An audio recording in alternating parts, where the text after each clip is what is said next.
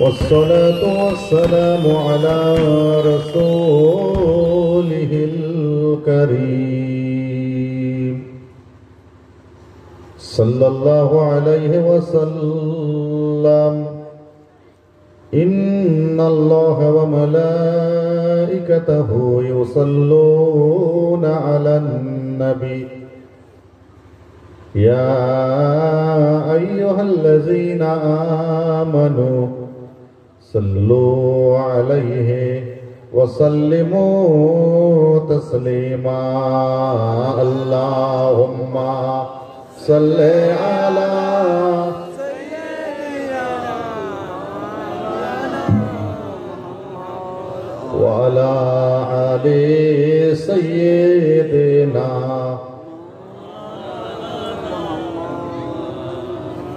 দুটো জিনিস আপনাকে মাথায় রাখতে হবে। কোনো কাজ যদি আমরা করি নিখুঁতভাবে ভালোভাবে করব, আর যদি কোনো কাজ না করি মানে করার ইচ্ছা না থাকে তাহলে করব না। এটাই তো হওয়া উচিত নাকি? করলে ভালো করে করতে হবে, না করলে করে লাভ নেই। আধ খাঁচড়ামো করে লাভ হবে কিছু? তাহলে আজকে দরুদ শরীফ পড়াটা একটু হয় ভালো করে হোক, আর নচেত আমাকে বলে দেন হুজুর ওসব বাদ দেন, আপনি টান মারে নেবেন। কথা বুঝতে পারছেন না? যে কোনো একটা কি ভালো করে হবে না ছেড়ে দেবো?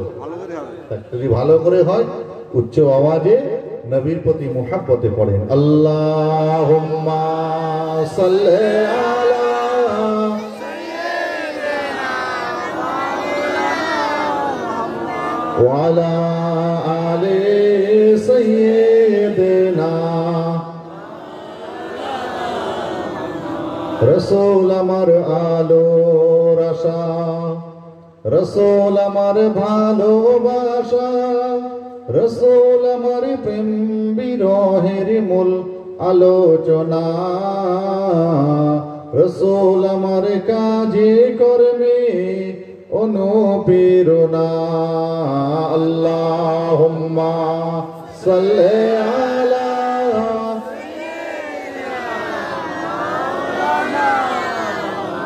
ওয়ালা আলি সাইয়্যিদিনা। নেতার মতো নেতা আমি, নেতার মতো নেতা আমি পাই না যখন খোঁজে, কাঁদি শুধু কাঁদি হায়রে আর দুটি চোখ মোজে। তখন তোমার শৈশব কৈশোর দেয় যে সান্ত্বনা, রসুল আমার কাজে কর্মে অনুপ্রেরণা, রসুল আমার আলোর আশা, রসুল আমার ভালোবাসা, রসুল আমার প্রেম বিরহের মূল আলোচনা, রসুল আমার কাজে কর্মে অনুপ্রেরণা। আল্লাহুম্মা সাল্লি আলা সাইয়্যিদিনা ওয়া আলা আলি সাইয়্যিদিনা। আশিকে রসুল থাকি সবুজ বাংলায়, দরুদ ও সালাম পাঠাই সোনার মদিনায়।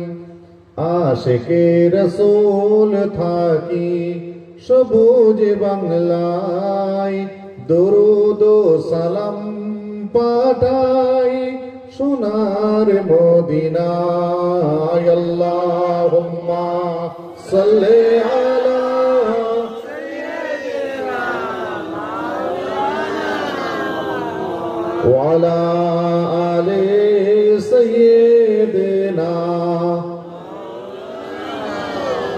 পথহারা সব মানুষের পথ দেখালেন ধরে ধরে, পথহারা সব মানুষের পথ দেখালেন ধরে ধরে কুল মখলুকা তাই দিনোরা কুল মখলুকা তাই দিনোরা তার গুণগান গাই দরুদ ও সালাম পাঠাই সোনার মদিনায় আল্লাহুম্মা সাল্লি আলা বাবা ওয়া আলা আলি সাইয়্যিদিনা সাম্য মৈত্রীর প্রীতির ডোরে গাঁথলেন তিনি জগৎটারে সাম্য মৈত্রীর প্রীতির ডোরে গাঁথলেন তিনি জগৎটারে বাংলাদেশে এই আশেকে বাংলাদেশে এই আশেকে হৃদয় তার চাই দরুদ ও সালাম পাঠাই সোনার মদিনায় আশিকে রাসূল থাকি সবুজ বাংলায় দরুদ ও সালাম পাঠাই সোনার মদিনায় আল্লাহুম্মা সাল্লি আলা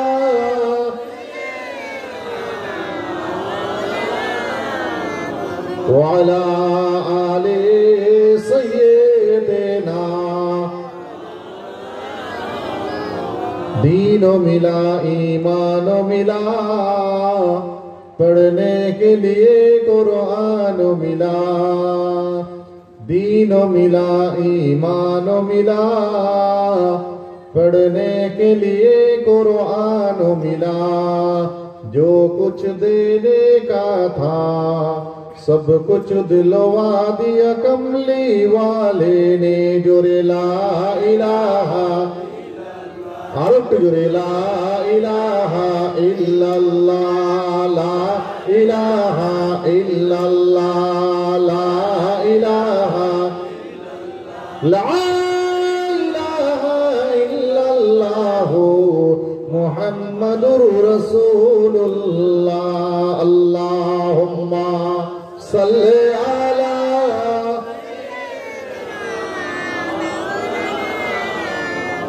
व आला आले सय्यिदिना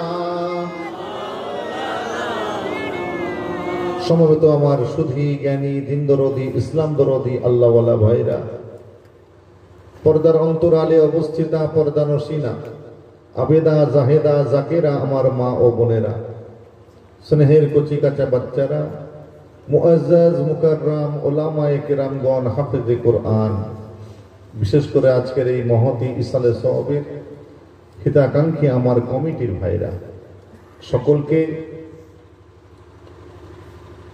আমি গুনাহগার মুজাদ্দিদে জামান দাদা হুজুর পীর কেবলা রাহমাতুল্লাহ আলাইহির দ্বিতীয় বাণী সীতাপুর দরবার শরীফের পক্ষ থেকে জানাই আন্তরিক মুবারকবাদ সবাই একবার উচ্চ আওয়াজে বলেন আলহামদুলিল্লাহ জোরে বলেন আলহামদুলিল্লাহ আল্লাহ রাব্বুল আলামিনের দরবারে হাজার হাজার লাখ লাখ কোটি কোটি শুকরিয়া সাথে সাথে আল্লাহ রাব্বুল আলামিনের নিয়ামতের শুকর ওয়া আম্মা বিনিআমাতি রাব্বিকা ফাহাদ্দিস মাশাআল্লাহ প্রতি বছরের না এবছরেও গ্রামবাসী সকলের সহযোগিতায় কমিটির ভাইদের উদ্যোগে একটা ইসালে সওয়াবের মাহফিল দোয়ার মাহফিল সওয়াবের সানির মাহফিল বিশেষ করে যারা আজকে আপনাদের এই গ্রাম থেকে যারা বিদায় নিয়ে চিরজীবনের মতো গভীর কবরে আরাম করছেন তাদের একটু নাজাতের জন্য তাদের ভালাইয়ের জন্য একটু আল্লাহ পাকের দরবার শরীফে হাত তোলা সাথে সাথে আপনাদের আবেগ আমাদের ভালোবাসা মুজাদ্দিদে জামান দাদা হুজুর পীর কেবলা রহমতুল্লাহ আলাইহি এবং তানার 5 কলিজার টুকরা 5 লক্ষ জিগার অর্থাৎ 5 হুজুর কেবলা গণের স্মরণে একটুখানি এই মাহফিল কায়েম হয়েছে আপনাদের গ্রামে। সুতরাং আপনারা খুব ভাগ্যবান মানুষ যে আজকের যে মাহফিলে আপনারা এসে উপস্থিত হয়েছেন, সেই মাহফিলের সঙ্গে যোগসূত্রটা হলো কার? মুজাদ্দিদে জামান দাদা হুজুর কেবলা ও 5 হুজুর কেবলা কয় শাহ ওয়ালিউল্লাহ মুহাদ্দিস দেহলভী হুজুর রাহমাতুল্লাহ আলাইহি। আপনারা হয়তো অনেকের নাম শুনে থাকবেন, যিনি এই ভারতবর্ষের বুকে সর্বপ্রথমে হাদিস পাক এনেছিলেন, হাদিস শরীফ আল্লাহ নবী পাকের জবান মুবারকের কথা যিনি ভারতবর্ষের বুকে সর্বপ্রথম এনেছিলেন, তিনি হলেন শাহ ওয়ালিউল্লাহ মুহাদ্দিস দেহলভী রাহমাতুল্লাহ আলাইহি। তো সেই শাহ ওয়ালিউল্লাহ মুহাদ্দিস দেহলভী হুজুর বলেন যে নসবতে সুফিয়া গরিমতে কুবরা, আমার আপনার জীবনের সম্পর্কটা, আমার আপনার জীবনের নিসবতটা যদি সুফিয়ানি কেরামদের সাথে থাকে, অর্থাৎ আল্লাহর মহান ওলি যারা যারা আল্লাহকে ভালোবেসে আল্লাহ ওয়ালা হয়ে গেছে, সেই ধরনের আল্লাহর ওলিদের সাথে যাদের সম্পর্ক ভালো থাকবে, গরিমতে কুবরা, তাদের জীবন যাত্রা, তাদের চলা ফেরা, ওঠা বসা, কথাবার্তা সমস্তটাই কিন্তু অন্য সাধারণ মানুষের থেকে একটুখানি আলাদা হবে। বলুন না সকলে সুবহানাল্লাহ। কেন আলাদা হবে? তাদের রিলেশনটা, তাদের ওঠা বসার জায়গাটা, তাদের চিন্তা ভাবনাটা সুফিয়ানি কেরামদের সাথে মিলে গিয়েছে। কারণ ওই সুফিয়ানি কেরাম যারা, তারা আল্লাহ পাকের ভালোবাসার, আল্লাহ পাকের প্রিয় মানুষ। তাই আল্লাহ পাক কোরআন শরীফের মধ্যে বলেছেন, আলা ইন্না আউলিয়া আল্লাহি লা খাউফুন আলাইহিম ওয়া লা হুম ইয়াহজানুন। আল্লাহ পাক তার ওই সমস্ত সুফিয়ানি কেরামদের সম্পর্কে কোরআন শরীফে কি বললেন? ওই ধরনের মানুষ যারা আল্লাহকে ভালোবেসে নিজেদের জীবনটা ধন্য করেছেন, ওই ধরনের মানুষ সম্পর্কে আল্লাহ পাক কোরআনে বললেন, আলা ইন্না আউলিয়া আল্লাহি লা খাউফুন আলাইহিম ওয়া লা হুম ইয়াহজানুন। আমার ওই সমস্ত বান্দা যারা আমাকে ভালোবেসে ফেলেছে, আমার ওই সমস্ত বান্দা যারা আমার সুফিয়ানি কেরামদের সাথে সম্পর্ক রেখেছে, লা খাউফুন আলাইহিম ওয়া লা হুম ইয়াহজানুন, তাদের দুনিয়াতেও কোনো ভয় নাই আর তাদের আখিরাতেও কোনো ভয় নাই। জোরে বলুন সুবহানাল্লাহ। তাহলে যারা আল্লাহর ওলি বান্দা, তাদের দুনিয়া নিয়ে কোনো চিন্তা করতে হবে না, তাদের আখিরাত নিয়ে কোনো চিন্তা করতে হবে না। তো সেই রকম ব্যক্তিদের সাথে, কোন ব্যক্তি? যাদের দুনিয়া নিয়েও চিন্তা নেই, আখিরাত নিয়ে চিন্তা নেই, সেই ধরনের ব্যক্তিদের সাথে আপনার আমার আজকে রিলেশন। কেন রিলেশন? আমরা সকলে ফুরফুরা প্রেমী মানুষ, তাই তো নাকি গো ভাই? হচ্ছে ফুরফুরা প্রেমী হবার পিছনে কি কারণ না করুন সেটা পরের প্রশ্ন, কিন্তু ফুরফুরা প্রেমী হতে গেলে আপনি দেখছি যে আমাদের যে মাথার উপর কে আছেন? মুজাদ্দিদে জামান, কুতুবুল আলাম, আমিরুশ শরিয়াত, মাহতাবে তরিকাত, মাহিয়ে সুন্নাত, মাহিয়ে বিদআত, আলা হযরত পীর আবু বকর সিদ্দিকী রাহমাতুল্লাহ আলাইহি। তাহলে এই আবু বকর সিদ্দিকী, এই মানুষটা আল্লাহ ওয়ালা, এই মানুষটাকে আমার আল্লাহ কবুল করেছেন, এই মানুষটাকে আমার আল্লাহ মুজাদ্দিদে জামান করে দুনিয়ায় পাঠিয়েছেন। কারণ সেই রকম একটা মানুষের সাথে যখন আমার আপনার রিলেশন সম্পর্ক, তাহলে এটা আল্লাহ পাকের তরফ থেকেই নির্দেশনা। যে মানুষগুলোর সাথে ফুরফুরার পীর আবু বকরের সম্পর্ক থাকবে, যে মানুষগুলোর সঙ্গে আমি আল্লাহ আমার মাহবুব বান্দার সম্পর্ক থাকবে, তাদের জীবনযাত্রার মানটা আমি আল্লাহ পরিবর্তন করব। জোরে বলুন সুবহানাল্লাহ। জোরে বলেন না সুবহানাল্লাহ। বুঝতে পারছেন তো?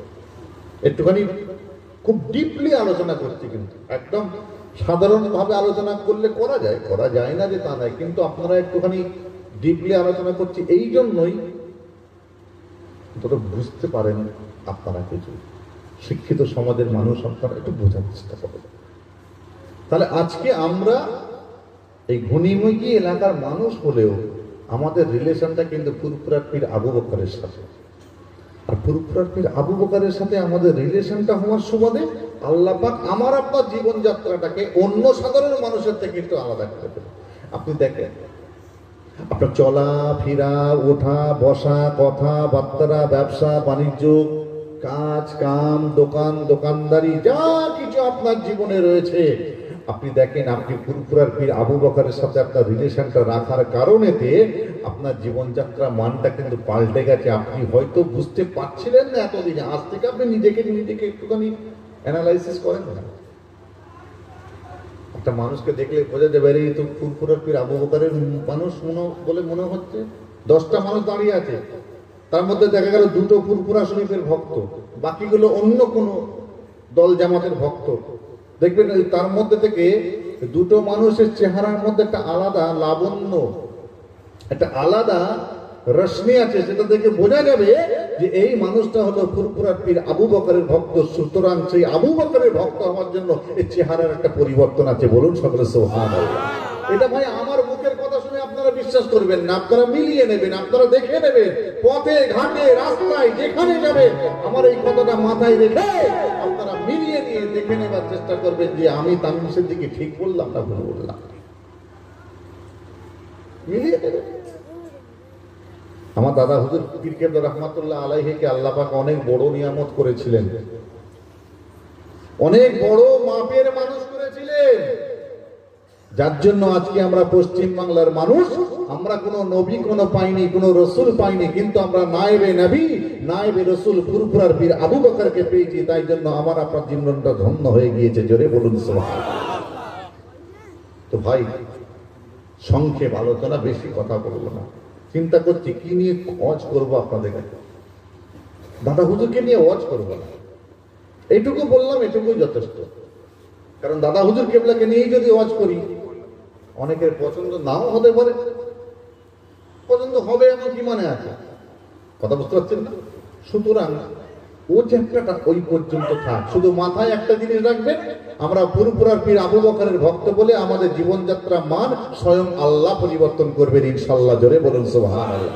এটুকুটা মাথায় রেখে দেন, দিয়ে ওই পর্যন্ত থাক। আসেন,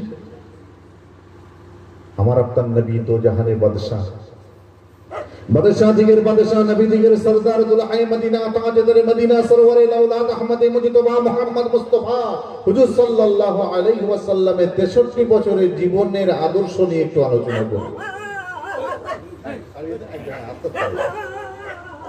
আমার নবী পাক দুনিয়াতে হায়াতে ছিলেন কত বছর? 63 বছর। কত বছর? সবাই জোরে বলে কত বছর?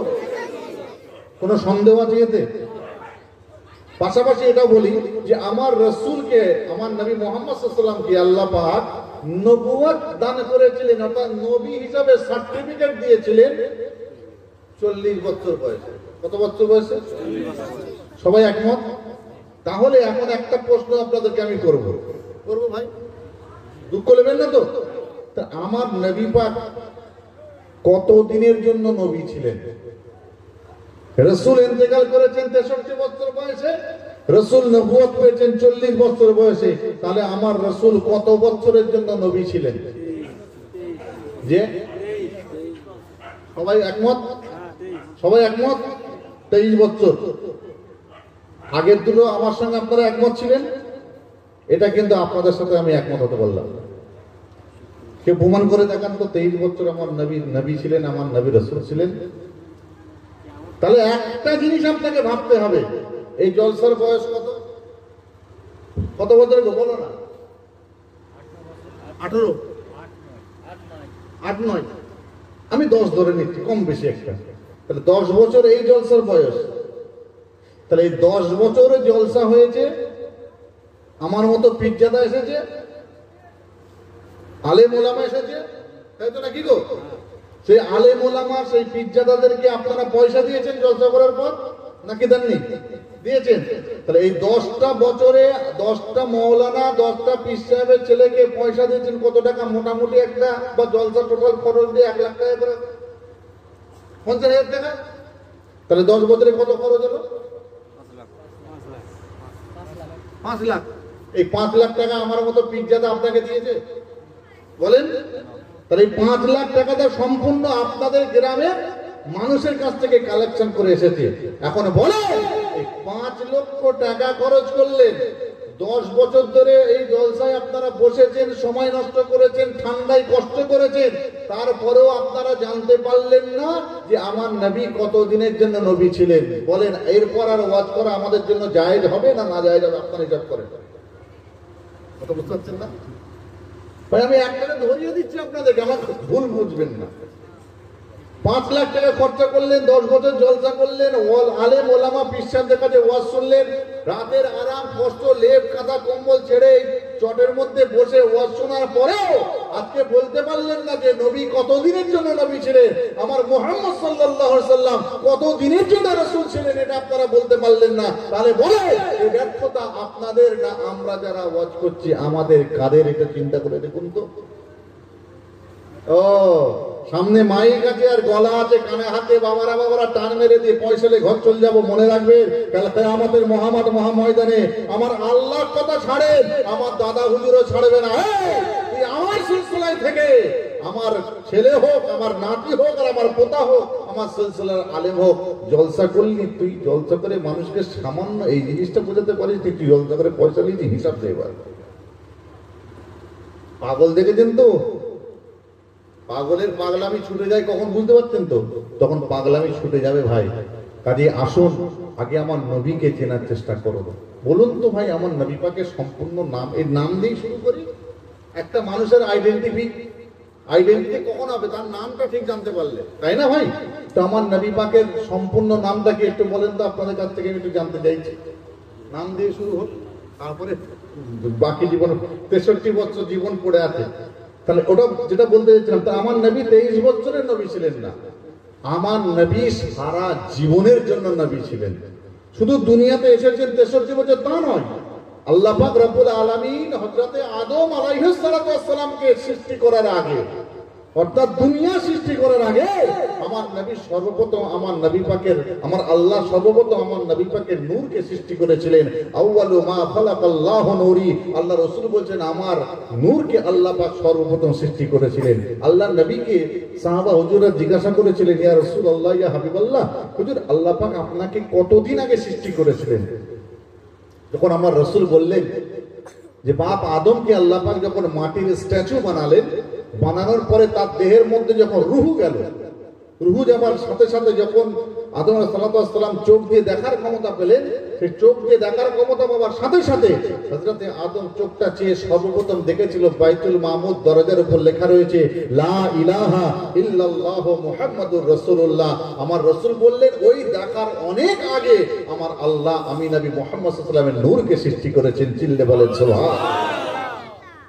কতদিনের নবী হিসাব করে পাবেন না, কথা বুঝতে পারছেন না? তো যাই হোক, হচ্ছে নবী কতদিন হয় হবে দেখা যাবে। আমার নবী পাকের সম্পূর্ণ নামটা একদিন বলেন শুনি।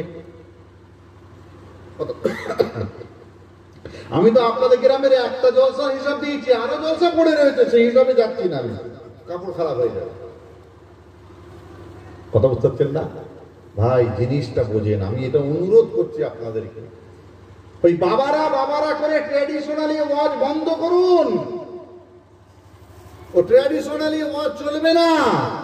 এখন আপনাকে বাস্তবটা বোঝাতে হবে, আজকে আপনাকে বিজ্ঞান বোঝাতে হবে, আপনাকে সায়েন্স বোঝাতে হবে। আপনি বলেন হুজুর জলসায় এসে বিজ্ঞান সায়েন্স বোঝাতে হবে? অবশ্যই, কারণ আমার আল্লাহকে জানতে গেলে, আল্লাহর একত্ববাদকে জানতে গেলে, আল্লাহ পাকের আল্লাহর অস্তিত্বকে যদি আপনি জানতে চান, তাহলে আল্লাহ পাকের সৃষ্টিকে আপনাকে ভালো করে জানতে হবে। সেক্ষেত্রে আপনি যদি বিজ্ঞানকে ভালো করে জানতে পারেন, তাহলে আপনি আল্লাহর একত্ববাদকে ভালো করে জানতে পারবেন। চিনলে বলেন সুবহানাল্লাহ। কত সহজ নয়। তো নামটা বলতে পারবেন না, মনে হয় ও ঝামেলায় গিয়ে লাভ নেই, সময় নষ্ট হবে। কথা বুঝতে পারছেন না? ওর নাম আমি পরে বলবো, এখন থাক। আসুন নবী পাকের আদর্শ নিয়ে একটু কথা বলি। কেমন মানুষ ছিলেন বলে মনে হয় আপনাদের? ভালো না তারা? আমার নবী কেমন মানুষ ছিলেন, ভালো না খারাপ? এই সবাই বলেন একসঙ্গে, ভালো। নবী তাহলে ভালো ছিল, হ্যাঁ। কিন্তু আমি ইতিহাস পড়ে দেখছি আরবের কুফারে কুরাইশরা আমার রাসূলকে ভালো বলে। তাহলে তাদের থেকে আপনারা নিশ্চয় বুদ্ধিমান, ওই জন্য ভালো বলছে। কেমন ভালো? লোকের ক্ষতি করেছে বলে মনে হয়? দু একজন বলছেন কেন? ও গলা ব্যথা, নবীর কথা বলতে গেলেও গলা ব্যথা। দুদিন পর ভোটে যখন হবে তখন গলা জোর আসবে, তা আসল অসুবিধা নেই, চাকরি চাক করতেন। তাহলে আমার নবী ভালো করাই মানুষ ছিল, লোকের পিছনে লাগতো। এই চায়ের দোকানে বসে আমার নবীর পরকে খোঁজা মারত। আপনারা জানলেন কি করে? তখন ছিলেন জানেন কি করে? আজ থেকে 1400 বছর আগে নবীর গল্প শেষ হয়ে গেছে। তবে নবীর পরে আর নবী আসবে? আমার রাসূল বলেছেন আমি হলাম শেষ নবী, আমার পরে আর নবী আসবে না। তাহলে আপনি জানলেন কি করে? নবী কারোর পূজা মাত্র না। আমি আপনি চার দোকানে চা খাই, কত বছর না, অনেক সময় চা খাওয়ার পরে একটুখানি গীবত করি, পরনিন্দা যাকে বলে। আমার নবী করতেন? করতেন না। কি ছিল রে বাবু? পরে গীবত করেনি, পরনিন্দা করেনি, পরচর্চা করেনি, লাগালাগানি করেনি। নবী হক মেরে খেয়েছে, এটা বুঝতে পারি, তাই না? ও সেটাও জি না, এ তো মহাজালায় ফেললেন আজকে আপনারা। তো অজি লাইন ভুলে যাচ্ছে ভাই, একটা তো অন্তত হ্যাঁ বলেন। নবীর প্রতিবেশী মানুষদের উপর খুব অত্যাচার করত, ও এটাও জি না, তাহলে হ্যাঁ কোনটা? হুজুর সাল্লাল্লাহু আলাইহি ওয়াসাল্লাম যখন ওই আল্লাহর ওই কাবা বাইতুল্লাহ শরীফের সামনে আসরের নামাজ পড়ছেন, সিজদায় গেছেন, আরবের কোফারে কুরাইশরা আমার রাসূলের পিঠের উপরে উঠে নাড়ি ভুড়ি চাপিয়ে দিলেন, পচা উঠে নাড়ি।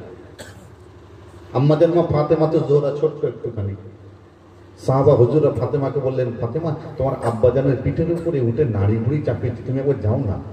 আম্মাদের মা ফাতেমা দৌড়ে দৌড়ে আসলেন। আমার ভাইরা বাবাজিরা কান্ডা কানা করে শুনে রেখে দেন, জেনে রেখে দেন, ওই সময় আম্মাদের মা ফাতেমা তো জোহরা থাকতে পারলেন না। এমন সময় দৌড়ে দৌড়ে দৌড়ে দৌড়ে আমার নবী, আপনার নবী, দয়ার নবী কাছে চলে আসলেন। আমার নবী পাকের পিঠের উপরেতে উঠে নাড়ি বুড়িগুলো আম্মাদের মা ফাতেমা তো জোহরা তিনি একটুখানি পরিষ্কার করে দিলেন। পরিষ্কারটা করে দেওয়ার পরে চুপচাপ করে দাঁড়িয়ে গেলেন। পিঠে নোংরা হয়েছিল, নখ পরিষ্কার করতেন করে রাসূল নামাজ পড়ছেন, সাইডে দাঁড়িয়ে আছে। কেন বলেন তো? ফাতেমা ভাবছে দেখি আমার আব্বা উঠে কটা গাল দেয় শুনবো। আমার আব্বা নামাজটা শেষ করে ওই যারা উঠে নাড়ি ভুড়ি দিয়েছে তারা কখানা তাদেরকে কটা গালাগালি করে আমি শুনবো, আর ওই গালাগালি গুলো আমি ফাতেমা শিখে দেবো। কথা বুঝতে পারছেন না? তাই তো নাকি? এটাও না, হাতে ঠিকই হ্যাঁ কখন হয় দেখ কাপ কোথা বসে দেখো ফজর করে ছাড়বো আসবে, তাহলে ওটাও না। আচ্ছা নবী গালাগালি দিয়েছিলেন বলে মনে হয় তাই নি? নবী পিতা ছিলেন তাই না? বাপ ছিলেন তো? ফাতেমার বাপ নয় নবী? আপনারা যারা বসে আছেন আপনারাও তো কারোর না কারোর বাপ, তাহলে আপনারা স্বীকার করছেন নবী গালাগালি দেয় না, এখন আপনারা গালাগালি দিয়েছেন কিনা বলেন না? ওই একটু একটু হয়তো বুঝতে পারছেন না, জোশের মাথা বোঝেন না হুজুর আপনি, সব লোকজন হচ্ছে খাতারনাক, এদেরকে একটু না দিলে হবে না। আরে আমার নবী পাকের জামানার থেকে খতরনাক লোক ছিল, এখন আছে? নবী পাকের জামানাতে নবী পাককে যখন আল্লাহ পাক 40 বছর বয়সে নবুয়ত দান করে বললেন, নবী তুমি যাও, তুমি ইসলামের প্রচার করো, দ্বীনের প্রচার করো, শরীয়তের প্রচার করো। মনে রাখবেন সেই সময় মক্কার জমিনে প্রফেট মুহাম্মদ সাল্লাল্লাহু আলাইহি সাল্লাম তিনি একাই শুধু আমার আল্লাহ পাকের একত্ববাদ মাননেওয়ালা মানুষ ছিলেন। তার ডান দিকে, বাম দিকে, সামনে, পিছনে কোনো মানুষ ছিল না আমার রাসূলকে সাহায্য করার মতো। সেই নবী মুহাম্মদুর রাসূলুল্লাহ 40 বছর বয়সে মক্কার জমিনে আল্লাহর একত্ববাদের প্রচার করতে করতে ওই মক্কার জমিনে 23টা বছরের মধ্যে সারা পৃথিবীতে আল্লাহ পাকের ইসলামের আলোকে পৌঁছে দিয়েছিলেন। একবার চিল্লে বলেন সুবহানাল্লাহ। নারে তাকবীর, নারে তাকবীর। কেউ ছিল না নবীর পাশে। এখন আপনি আমার এই কমিটি ভাইদের সঙ্গে গল্প হচ্ছিল, তারা 4-5 জন কমিটির ভাই, তাদের সঙ্গে এই জলসা করার জন্য আপনারা সবাই তার পাশে আছেন। আপনারা সবাই না থাকলে জলসা করতে পারবে না, কিন্তু আমার নবী পাকের পাশে কেউ ছিল না, সির্ফ নবী একা ইসলামের প্রচার করতে বললেন কে? আল্লাহ। আল্লাহ যখন বলেছে আমার নবীকে, নবী কথা ফেলতে পারে? নবী প্রচার করতে শুরু করে দিয়েছে। আল্লাহকে এক বলে মানো, আল্লাহর সঙ্গে কারো শরীক করো না। কে কার কথা শুনবে? ও মোহাম্মদের 40 বছর বয়স, সেই সময় আরো বয়স্ক মানুষ ছিল, তারা কথা শুনবে? মোহাম্মদ আমার রসুলকে ডাকে নাই, মোহাম্মদ শোন, কি বলছিস তুই এসব উল্টো পাল্টা? যেমন হয় গো, কি বল উল্টো পাল্টা? বলে কেন? আমার আল্লাহর একত্ববাদের প্রচার করছে। তো ওই মানুষগুলো বলছে এইসব ছাড়, বন্ধ করতো। তো তারপরে তোর বাপ দাদু যে ধর্ম মেনেছে সে ধর্ম মেনে চল। মহাজালা হলো। সারাদিন ঘুরলেন, ঘুরে ঘুরে ঘুরে ঘুরে ঘুরে ঘুরে একটা মানুষকে তো ইসলাম কবুল করাতে পারলেনই না, বরঞ্চ মানুষের কাছে কি শুনতে হলো, তোর বাপ দাদু ধর্ম মানে চলে, এসব কারবার ছাড়ে, এসব বাজে কথা বলিস না। রসুলের মনটা খারাপ হয়ে গেল, জানেন। আল্লাহ পাক ডাকলেন, নবী কি ব্যাপার, মন খারাপ কেন? আল্লাহ, সারাদিন ইসলামের প্রচার করলাম, একটা মানুষ যদি ইসলাম কবুল করতো তো মনটা শান্তি হতো, কেউ করলো না। আল্লাহ পাক বললেন, নবী ও চিন্তা তোমার নয়, ও চিন্তা আমি আল্লাহ আমার। এই নবী মুহাম্মদ, তুমি সারাটা দিন ইসলামের প্রচার করো, তোমার কাজ হলো ইসলামের প্রচার করা, আর আমি আল্লাহ, আমার কাজ হলো মানুষের অন্তরের মধ্যে ইসলামের বাতিটাকে জ্বালিয়ে দেওয়া। একবার চিল্লে বলুন সকলে সুবহানাল্লাহ। তুমি সারাদিন ইসলামের প্রচার করো, কে তোমার কথা শুনে ইসলাম গ্রহণ করলো আর না করলো ওটা তোমার দেখার দরকার নাই। তুমি সারাদিন ইসলামের প্রচার করে আমি আল্লাহ, আমাকে আল্লাহ বলে ডাকবে, আমি আল্লাহ তোমাকে নবী বলে ডাকবো, তুমি আমাকে রব বলে ডাকবে, আমি আল্লাহ তোমাকে মুস্তাফা বলে ডাকবো, তুমি বলবে লা ইলাহা ইল্লাল্লাহ, আর কেউ বলুক আর না বলো আমি আল্লাহ বলবো মুহাম্মাদুর রাসূলুল্লাহ। একবার জোরে বলুন সুবহানাল্লাহ।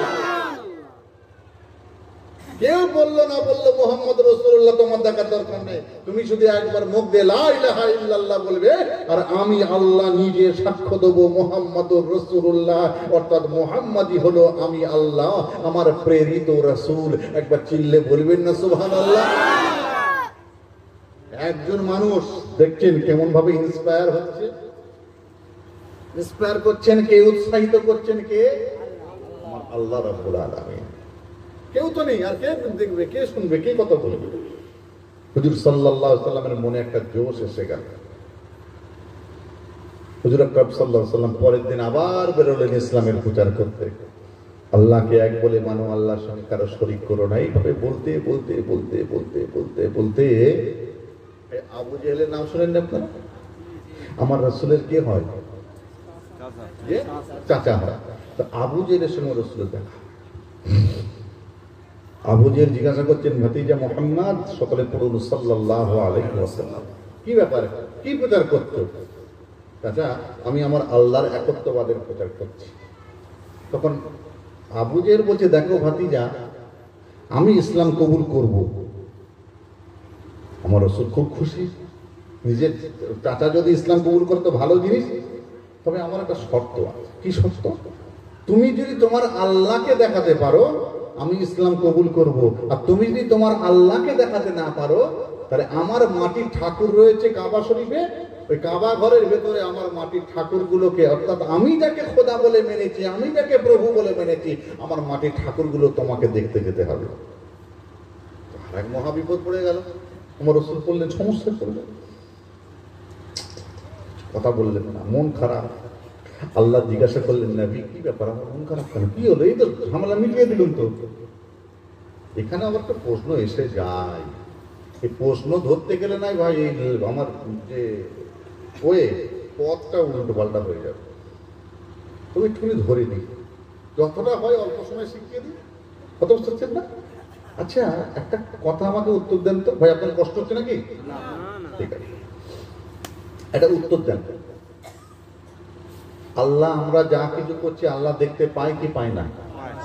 এই সবাই বলেন একসঙ্গে। কোন সন্দেহ আছে? আমার নবী পাককে আবু জেহেল কি বলল?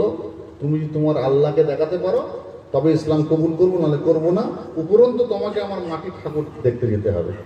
এই শুনে রাসূলের মন খারাপ। তো রাসূলের যখন মন খারাপ করে রাসূল আমার বসে আছে, তখন আল্লাহ পাক জিজ্ঞাসা করছেন, নবী তোমার মন খারাপ কেন? আমার আল্লাহ জিজ্ঞাসা করছে নবীকে, নবী তোমার মন খারাপ কেন? তাহলে এখান থেকে আমি কি সিদ্ধান্তে আসতে পারি? তাহলে নবীর মন খারাপের কারণ আমার আল্লাহ জানতেন না। জানতেন কি জানতেন না? সবাই বলে ওই পাগলামোনা করলে হবে না। এটা 2020 শেষ হয়ে গেছে, খারাপ মহামারী শেষ, 2021 উন্নত পৃথিবী আমাদের, তাই তো নাকি গো? উন্নত টেকনোলজি। এখনো আপনি ও কি বলে গাজওয়ারি ভাবে ছেলেদেরকে বোঝালো, ছেলেরা শুনবে না, আর উল্টো পাল্টা ভাবে পক্সি মারলেও হবে না, লাইনে আসতে হবে। আপনি ভালো করে ক্লিয়ার করুন আমাকে কথা। আপনারা এক্ষুনি কি বললেন?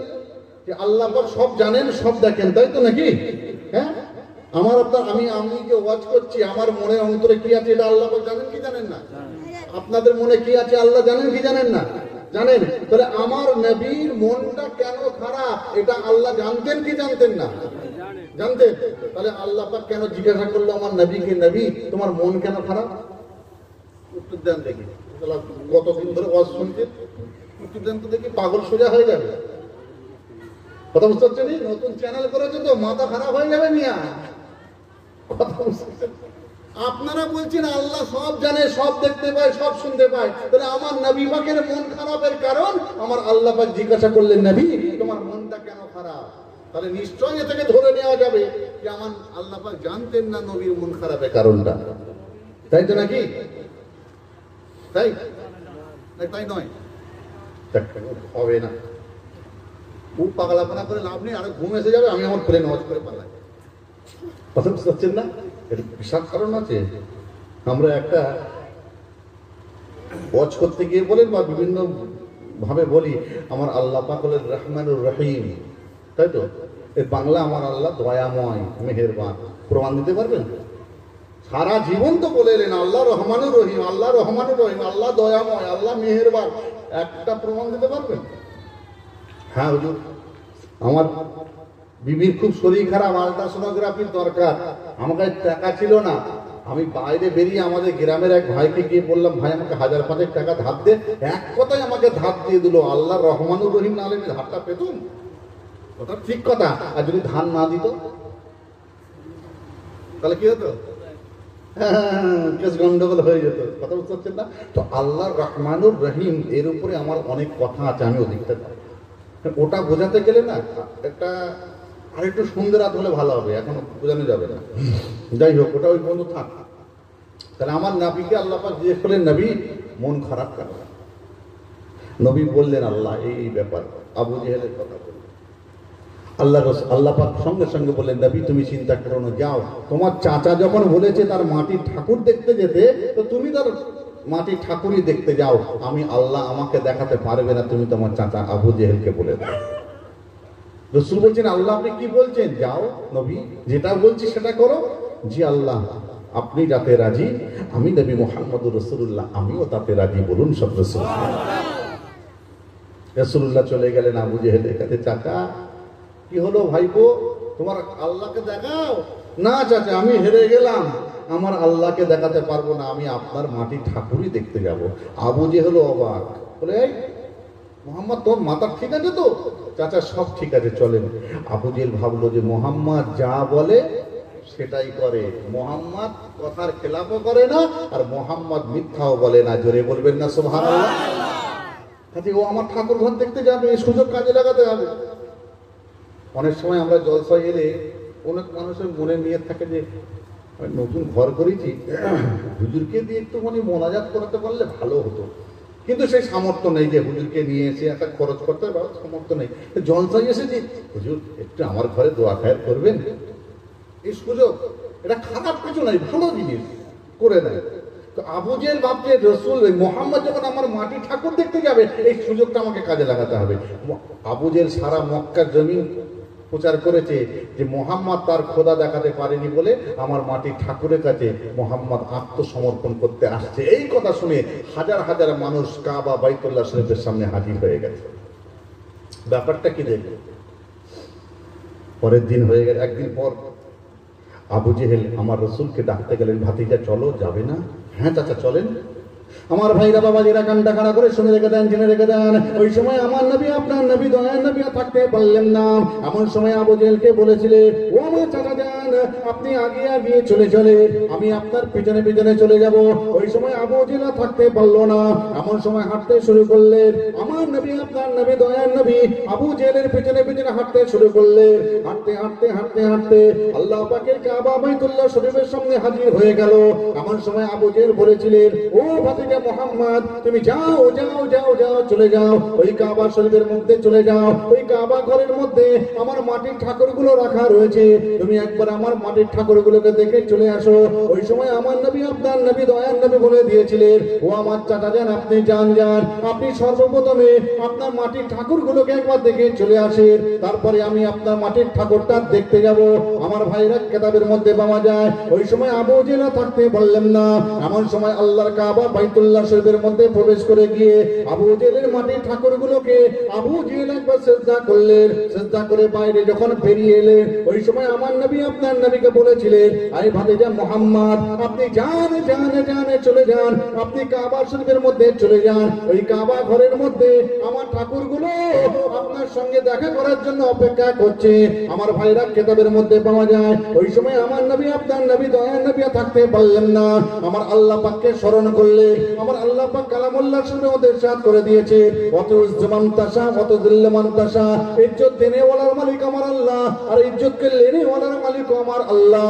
আমার আল্লাহ পাককে স্মরণ করে নিয়ে আমার নবী আপনার নবী দয়ার নবী যখন কাবা শরীফের মধ্যে প্রবেশ করে গেলেন, কাবা শরীফের মধ্যে প্রবেশ করে যাওয়ার সঙ্গে সঙ্গে আবু জেহেল যেমন ভাবে মাটির ঠাকুরগুলোকে সিজদা করে নিয়েছিল, আবু জেহেলের মাটির ঠাকুরগুলো আমার নবী আপনার নবী দয়ার নবীকে দেখার সঙ্গে সঙ্গে আবু জেহেলের মাটির ঠাকুরগুলো আমার নবী পাককে সিজদা করতে শুরু করেছিল।